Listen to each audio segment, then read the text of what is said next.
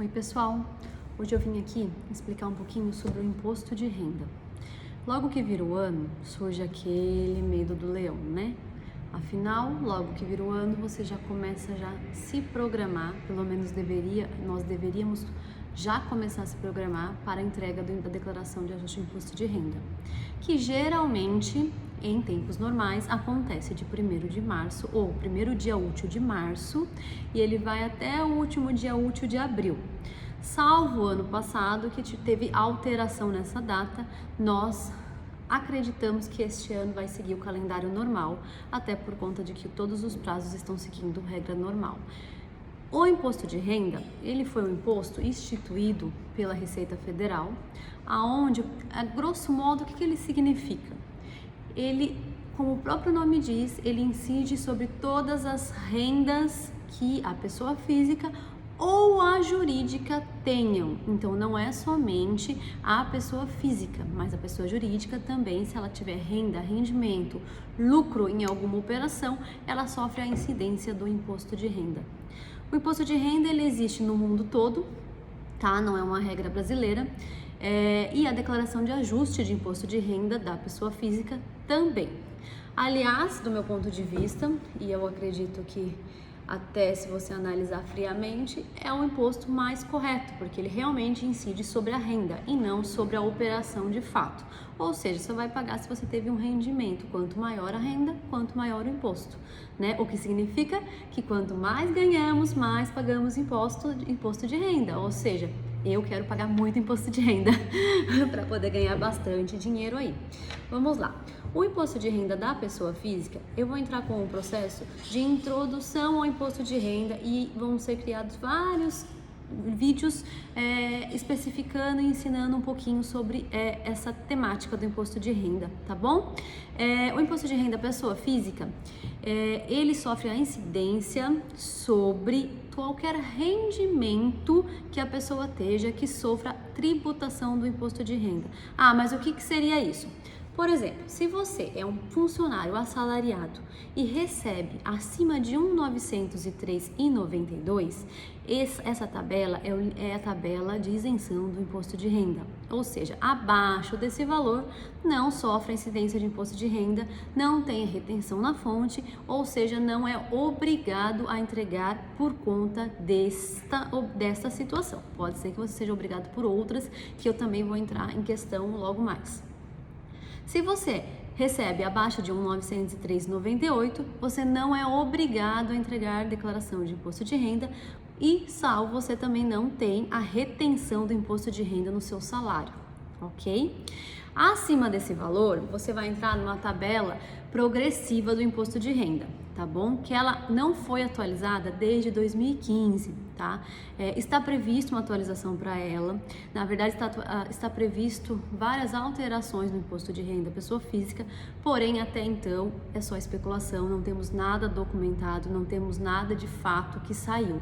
E eu acredito que este ano não tenhamos uma alteração, ainda não temos as regras, ainda não temos a instrução normativa que vai trazer a vertente do imposto de renda entregue agora, porém, eu acredito que não vai ter alteração. Se tiver, será pouca, não vai ser significativa como alteração de tabela e outras coisas.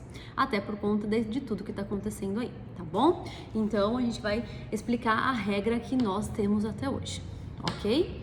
Acima de R$ 1.903,98, você vai ter a incidência do imposto de renda, ou seja, você vai ter o IR tributado diretamente na sua fonte. O que significa isso? Quando você pega o seu holerite, ou quando você pega o informe de rendimento que a sua empresa, que a sua contabilidade te envia, ali vai ter um campo que vai estar escrito imposto de renda retido na fonte, tá? Se você tiver aquele campo e naquele campo tiver nem que seja 1 centavo retido, você está obrigado a entregar a declaração de imposto de renda, ok? Mesmo que você fale assim, ah, mas eu recebo abaixo de R$ 1.903,98, eu tive retenção na fonte, eu sou obrigado?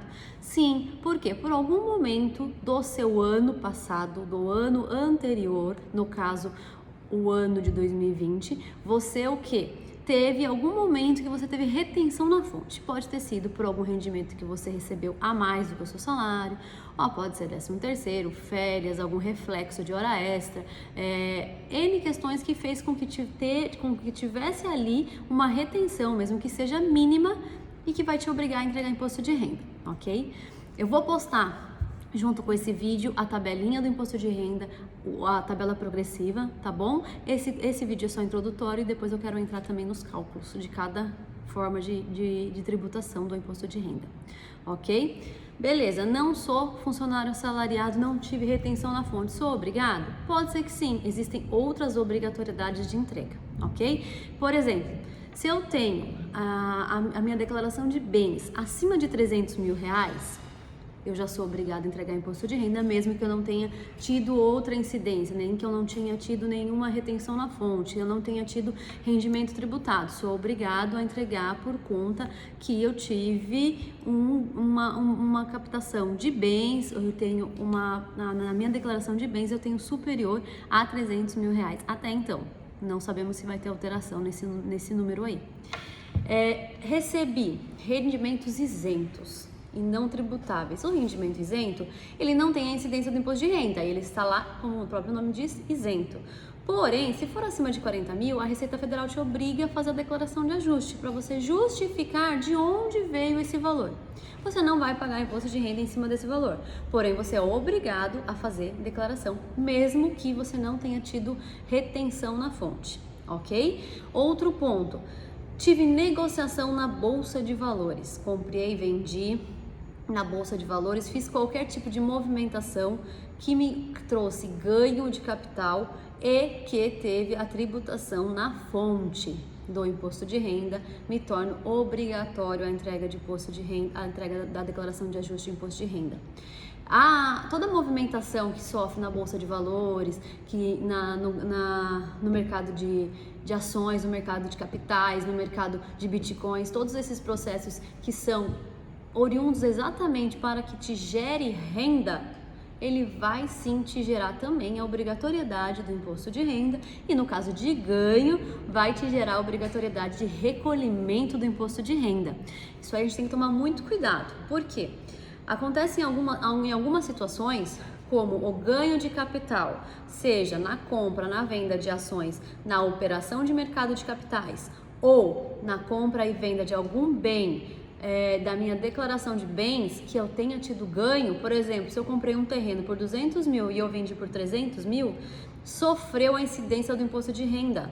Eu sou obrigada a declarar, eu sou obrigado a recolher o DARF e o DARF não é recolhido na declaração de ajuste. Neste caso, esse DARF vai ser recolhido no momento em que você vendeu, ou seja, você vendeu, passou a escritura, no caso do meu exemplo do terreno, você tem 30 dias após o recebimento para fazer esse recolhimento desse DARF, senão você vai ter juros e multas até a data que você vai recolher, ok? Não deixem para ajustar na declaração, porque senão você vai pagar juros e multas até essa data e não é vantagem, ok?